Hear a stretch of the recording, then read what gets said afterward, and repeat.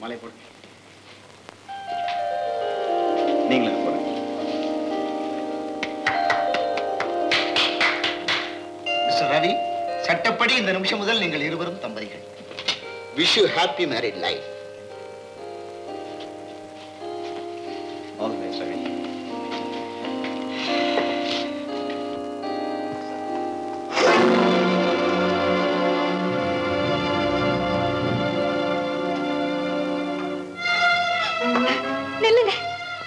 முடியாது.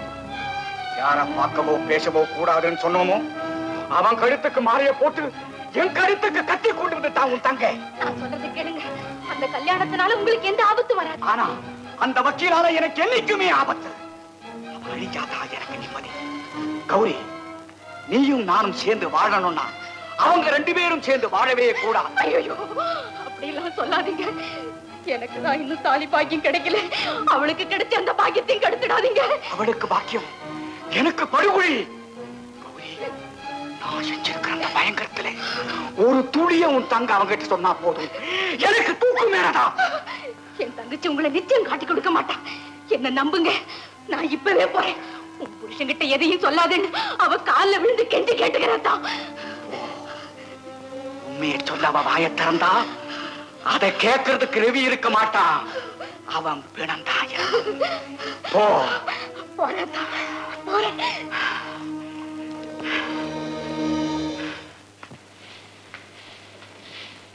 மல்லிகா அக்கா,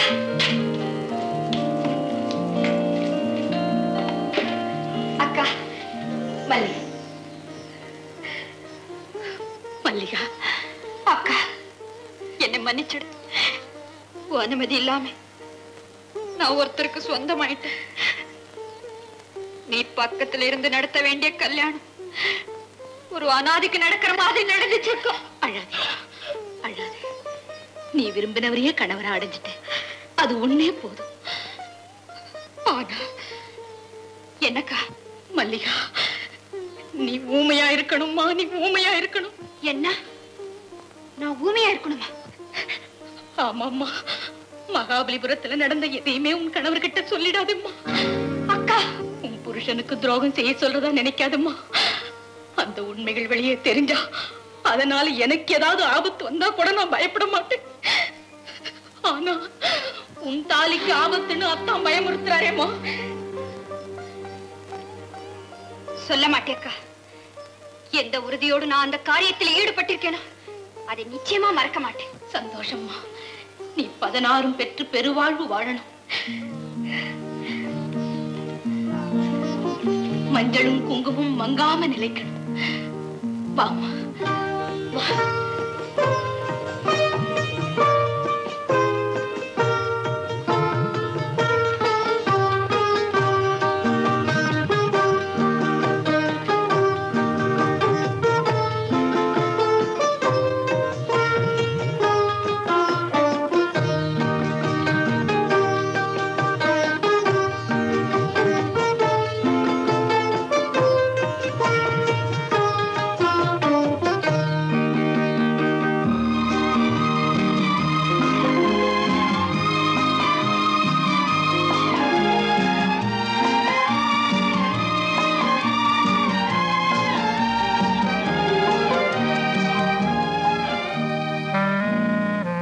மல்லிகா, கையில பழத்தட்டு, தலையில பூக்கட்டு, இந்த கோலத்தோட உன்னை யாருக்கு வர சொன்னது? இதெல்லாம் எனக்கு பிடிக்காது. கொண்டு போய் குப்பை தொட்டியில போடு.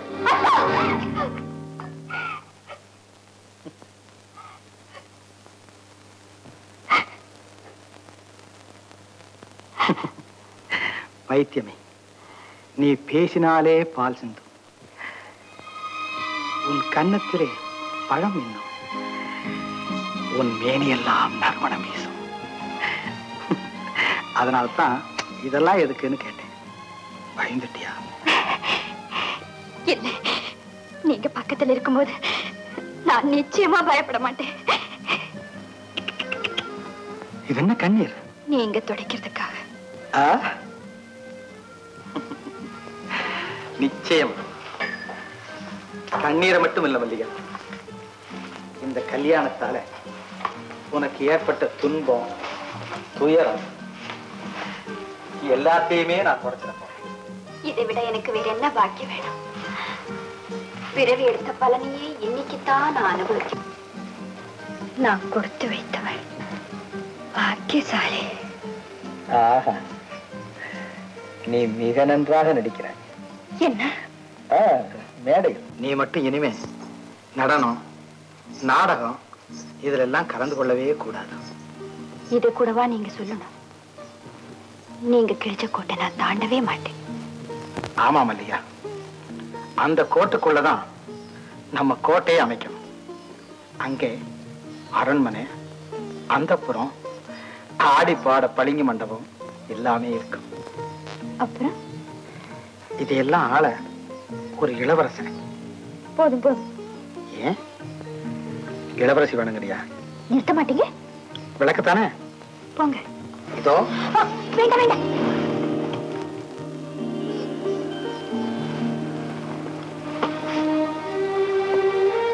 வெக்கமா? இல்ல, கோபம். உங்களோட நான் பேச மாட்டேன். இன்னும் பேசிக்கிட்டே இருக்கணுமா? மல்லிகா, பேச்சே இல்லாத உலகம், ஆணும் பெண்ணும் சேர்ந்து வடக்கி இன்ப உலகம். அங்க போகலாமா?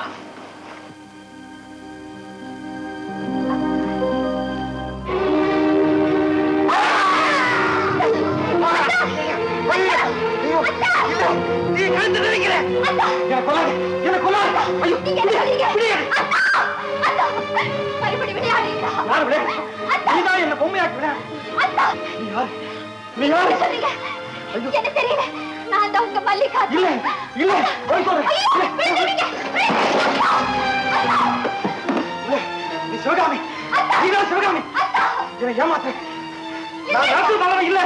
எனக்கு அரண்மனை வேண்டாம், அந்த புறம் வேண்டாம், ஐயோ அந்தஸ்து வேண்டாம். நிறுத்து நிறுத்து. ஐயோ, நீ நாடக மேல ஆடு, என் இதயத்து மேல ஆடு. அது தொடுக்கு. ஐயோ, படிப்படியா கண்டுபிடிச்சிட்டேன். நான் கண்டுபிடிச்சிட்டேன். நீ என் நீலாவினுடைய ஆவிதான்.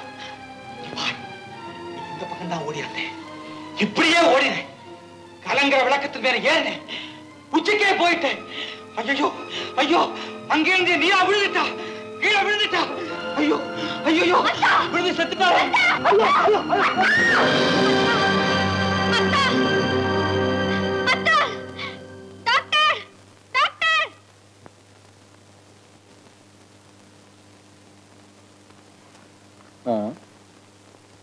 இப்படிப்பட்ட ஒரு பயங்கர நிலைமை ஏற்படுத்தியும் இவன் நடத்துல இருந்து ஒண்ணுமே கண்டுபிடிக்க முடியல. நல்ல சமயத்துக்கு வந்தீங்க. வாங்க, அவருக்கு உடம்பு சரியில்லை, திடீர்னு மயக்கம் போட்டு விழுந்துட்டார். வாங்க டாக்டர். அப்படியா? வாங்க போய் பாருங்க.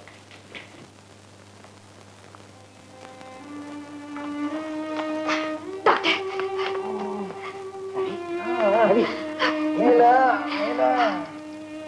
காதலிச்ச பொண்ணு கண்ணு முன்னால் செத்து போன, செத்த பிறகு வேற நிம்மதியா வாழ விட மாட்டா போல இருக்க. நீங்க என்ன சொல்றீங்க டாக்டர்? அந்த நீலாவுடைய நினைவும் பிரமையும் தான் ரவியை பயங்கரமா பாதிச்சு. அந்த பாவியாலே இவருடைய உயிருக்கு ஆபத்து வரும் போல இருக்கு. தைரியமா இருங்க, கவலைப்படாது. நல்ல மருந்தா கொடுக்க. காலம் நம்மளை ஏமாத்த, நிச்சயம் ஏமாத்த.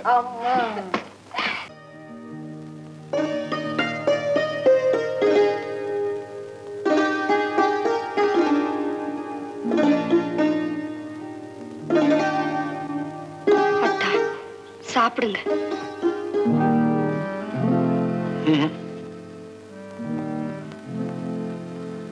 இப்படி சாப்பிடாம இருந்தா உடம்பு எப்படி குணமாகும்? என்ன சாப்பிடு சாப்பிடுன்னு தொல்லைப்படுத்துறிய? என் சிவகாமி சாப்பிட்டாளா? அவளை கவனிச்சியா? நீங்க சாப்பிட்டதா சிவகாமி சாப்பிடுவாளா? என் சிவகாமி சொன்னாளா? உங்களுக்கு சொன்னாளா?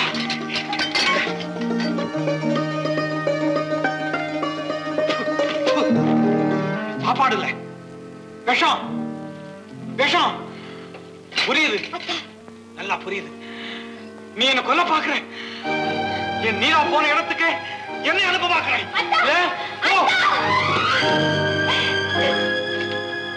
அவ போற இடத்துக்கு என்னை அனுப்ப பாக்குறியா? அதுதான் நடக்காது. அவன் நரகத்துல இருக்காளோ சொர்க்கத்துல இருக்காளோ நீ எப்படி கண்டுபிடிப்ப? ஏன்னா நரகமும் கிடையாது, சொர்க்கமும் கிடையாது, எல்லாம் பொய், எல்லாம் பித்தலாட்டம்.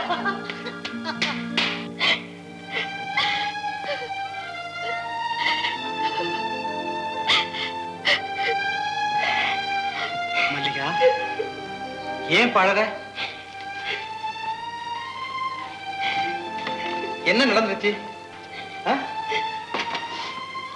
எழுந்தது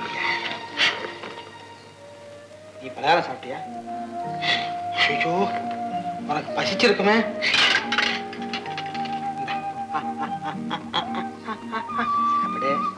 நீங்க சாப்பிடுங்க. கணவன் சொல்றதான் மனைவி கேட்கணும். உண்மையான மனைவிக்கு அதுதான் லட்சணம், நல்ல குடும்பத்துக்கு அதுதான் லட்சியம். சாப்பிடுமா?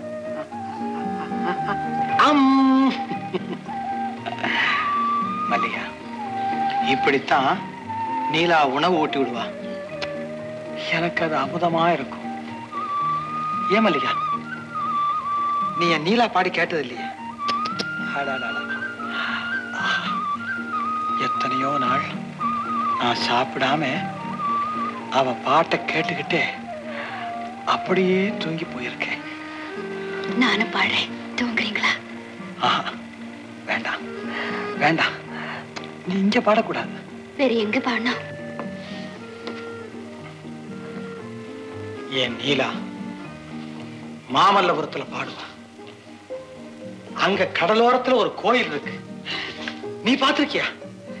அந்த கோயில் மேல கடல் அலைகள் வந்து வந்து மோதிக்கிட்டே இருக்கும். எதுக்காக அப்படி மோது தெரியுமா? என் பாறையே, உன்னை கொஞ்சம் கொஞ்சமா கரைச்சதேன் பாரு அப்படின்னு அந்த அலை கத்துது.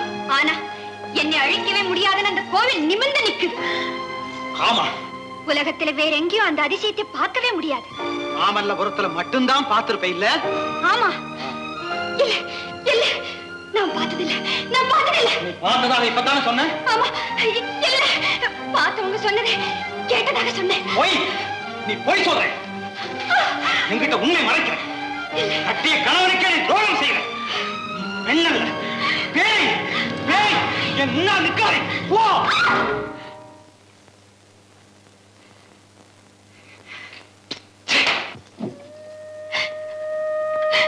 தேவி, என் மேல உயிரையே வச்சிருக்கிற கணவரை எனக்கு கொடுத்துட்டு அவருக்கு உண்மையா நடக்க முடியாத மனைவியா என்னை ஆக்கிட்டே. உன்னை போல் நானும் ஒரு பெண் தானே, உனக்கு என் மீது இறக்கவே இல்லையா? எவ்வளவு பெரிய கொடுமையை என் மேல சுமத்துட்டிய. ரவி, நான் உன்னை கண்டுபிடிச்சிட்டேன். என்ன ரவி, மல்லிகாவுக்கும் இறந்து போன நீலாவுக்கும் ஏதோ ஒரு நெருங்கிய தொடர்பு இருக்குன்னு நிச்சயமா தெரியுது. அப்படியா? ஆமா, மாமல்லபுரத்துக்கு போறதே இல்லைன்னு இதுவரை சாதிச்ச மல்லிகா தன்னை அறியாம தான் அங்க போயிருந்து உண்மை என்று சொல்லிட்டான். அங்க நடந்த எல்லாத்தையும் சொல்லிட்டான். இல்லையே, அதுக்கு மேல என்னால எதுவுமே தெரிஞ்சுக்க முடியல. நிச்சயமா உன்னால தெரிஞ்சுக்க முடியாது. ஏன்? மல்லிகா நீ நினைக்கிற மாதிரி ஒரு நல்ல குடும்பத்து பெண்ணு, அவன் ஒரு கைதேர்ந்த நாடகக்காரி. கோபால், நான் அவளை விரும்பினேன், காதலிச்சேன், கல்யாணம் செஞ்சிருக்கேன். அவ என் மனைவிங்கிறது ஞாபகம் இருக்கட்டும். உன் மனைவின்னு சொல்லிக்கவே அவளுக்கு யோகியதை கிடையாது. கோபால், எச்சரிக்கிறேன். மல்லிகாவுக்கு இந்த மர்மத்துக்கு ஏதாவது சம்பந்தம் இருக்கலாம். ஆனா நீ நினைக்கிற மாதிரி நிச்சயமா அவ கெட்டவள் அல்ல. யாரா இருந்தாலும் சரி, என் மனைவியை பத்தி கேவலமா பேசினா என்னால தாங்கவே முடியாதாம். இல்ல ரவி, அரளிய ரோஜான்னு நினைச்சு நீ ஏமாந்துட்ட. உன்னுடைய வாழ்க்கை, தொழில் எல்லாமே அந்த நாட்டிக்காரியால பாழாயிடுச்சு. கோபால், நிறுத்து. மேல ஏதாவது பேசுறேன் என்னால சந்திக்கவே முடியாதாம். நேத்து வந்த யாரோ ஒரு ஜாலக்காரிக்கா, கணவனுக்கே துரோகம் செய்யற ஒரு வஞ்சகிக்கா நம்முடைய தூய்மையான நட்பை தூக்கி எறிஞ்ச. நண்பனுடைய மனைவியை பற்றி இழிவா பேச நீயும் ஒரு நண்பனா? Get out! கோபால், எத்தனையோ ஆண்டுகளாக இணை பிரியாத நட்பு கேவலம் ஒரு பெண்ணால் பாழ்பட்டு போவதா? கூடாது. ரவிக்கு வந்த ஆத்திரம், நீ அவன் மனைவியையே தூக்கி எறிந்து பேசியதால் ஏற்பட்ட கோபம் வேறு யாருக்கு வந்திருந்தாலும் அடிக்கத்தான் செய்வார்கள். அவன் குழம்பி கிடக்கிறான், வழி தெரியாமல் தவிக்கிறான். அவனுக்கு உதவி செய்வதை விட்டு இப்படி வந்து மூலையில் முடங்கி கிடக்கலாம். மகாபலிபுரத்தில் செத்தவளுக்கும் மல்லிகாவுக்கும் என்னதான் தொடர்பு? அதை எப்படித்தான் கண்டுபிடிப்பது? அவள் யார், இவள் யார்? மகாபலிபுரத்தில் செத்தவளை போட்டோ எடுத்தாங்களே, அதை பார்த்தா ஏதாவது துப்பு கிடைக்கும். ஆமா.